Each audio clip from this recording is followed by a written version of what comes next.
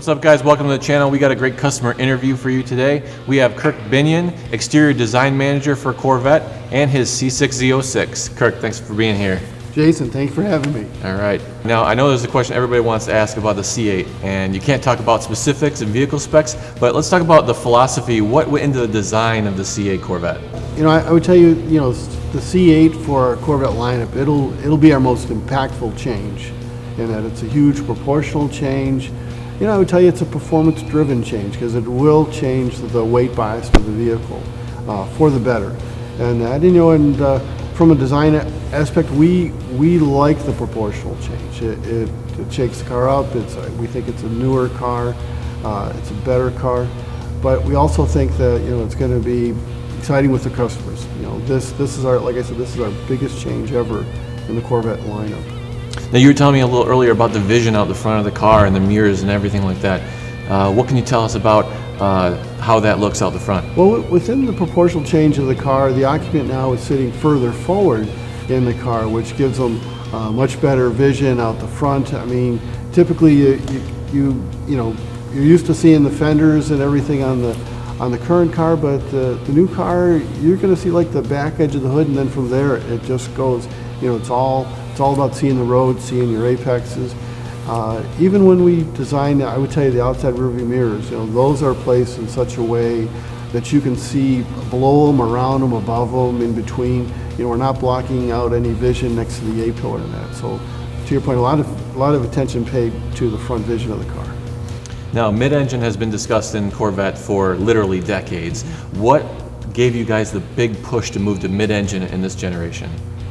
Well, and we do have a good history of mid-engine cars, and I would tell you, we've learned from those cars. Each car had its own challenge, and that I'm a big fan of the Astro 2. I think the Astro 2 was almost near production, in that when you look at it with how it's built and its glass planes. I mean, back then that was like 1968, and they were pushing to get that in production. The Aerovette came later, and then the Indy Corvette. But we've got a wonderful history with really cool Corvette designs. In that, for modern times, I would tell you, I think for us it's that performance metric, and I think we well felt that we reached a point with the front engine cars, which today's is what we call a front mid-engine car because the engine is still behind the front axle. We reached a point where you couldn't get any more performance out of the architecture, and that we needed to get into that weight bias change, and that to get to the next level, but that was, like I said, that's a huge part of it.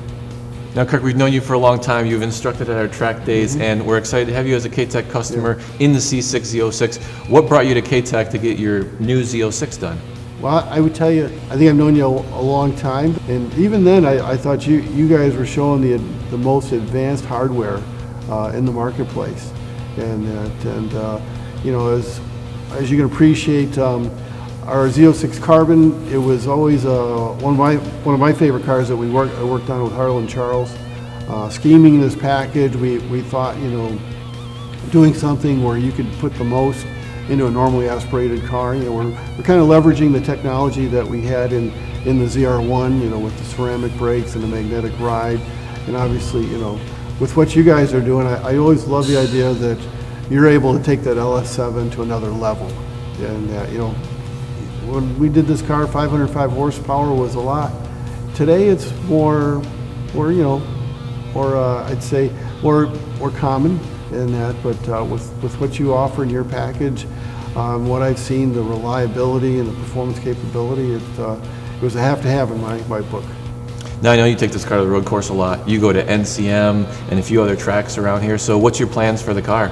I would tell you, right now the immediate plans are going to be to go to Watkins Glen to watch the race there, go to Mossport to watch the race there. Of course, if I get there early enough and I can get in some parade laps, that would always be fun too. Fun to take the car there. But I know from there there'll be some stops along the way to NCM.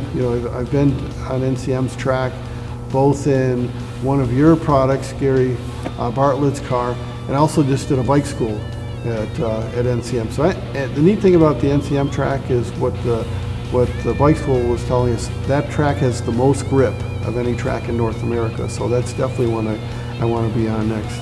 So what's next for you? You got a C8 coming for yourself, or what's the next vehicle for you?